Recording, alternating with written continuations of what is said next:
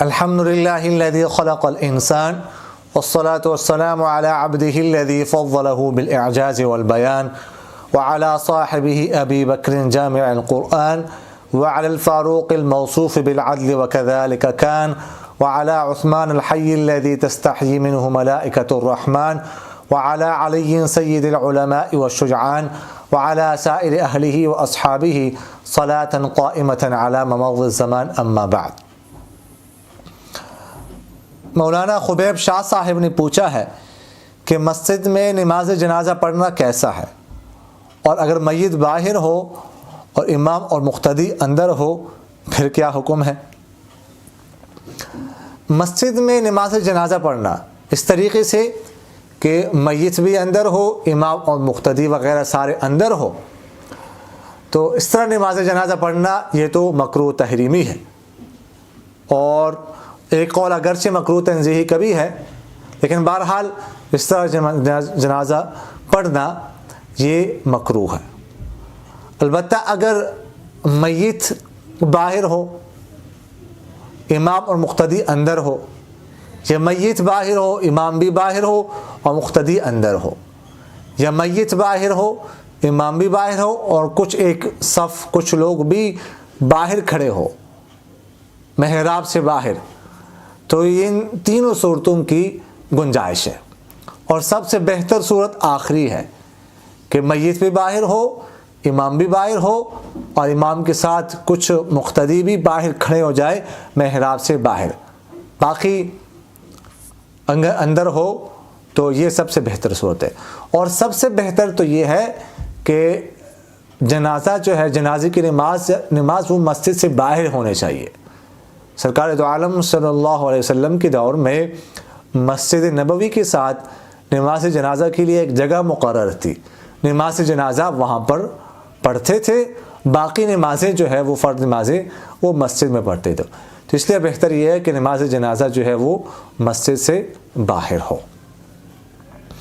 طاہر صاحب نے سوال کیا ہے کہ مثل اول کے بعد نماز عصر پڑھ سکتے ہیں کہ نہیں؟ میں نے ابھی سفر پہ نکلنا ہے، کہ میں ابھی مثل اول میں نماز عصر پڑھ سکتا ہوں؟ دیکھیے گا، عصر کی نماز کا وقت کب شروع ہوتا ہے، تو اس کے بارے میں راجح قول تو یہ ہے کہ مثل ثانی کے بعد عصر کا وقت شروع ہو جاتا ہے،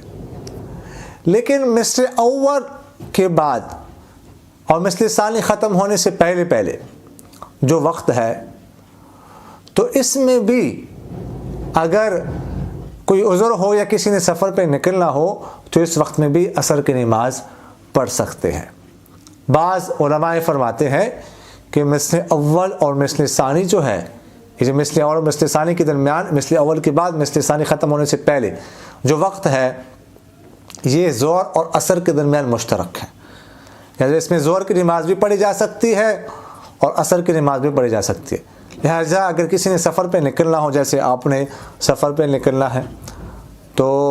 پھر اس صورت میں مثل اول کے بعد عصر کی نماز پڑھی جا سکتی ہے، یہ پڑھنا جائز ہے۔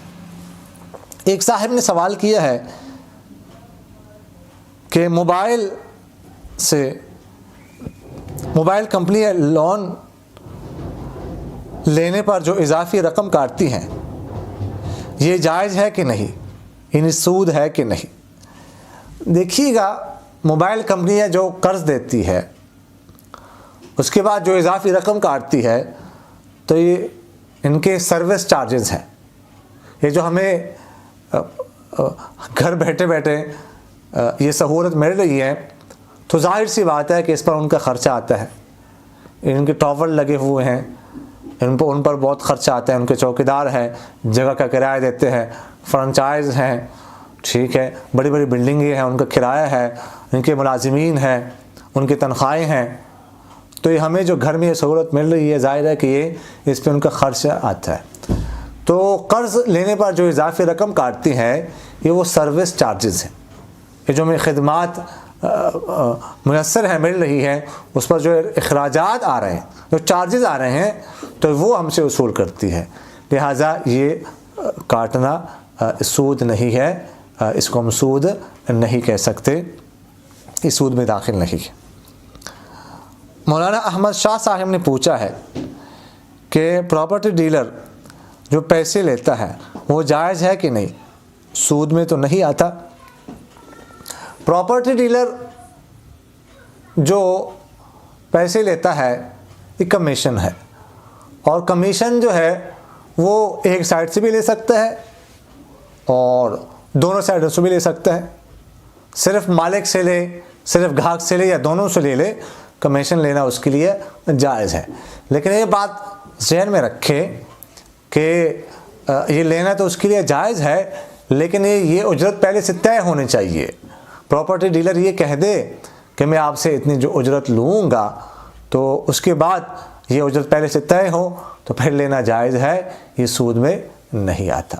اقول قولی هذا استغفر اللہ لی ولکم ولسائر المسلمین فاستغفروہ انہ هو الغفور۔ میرا دل بدل دے، میرا دل بدل دے، میرا دل بدل دے، میرا دل بدل دے۔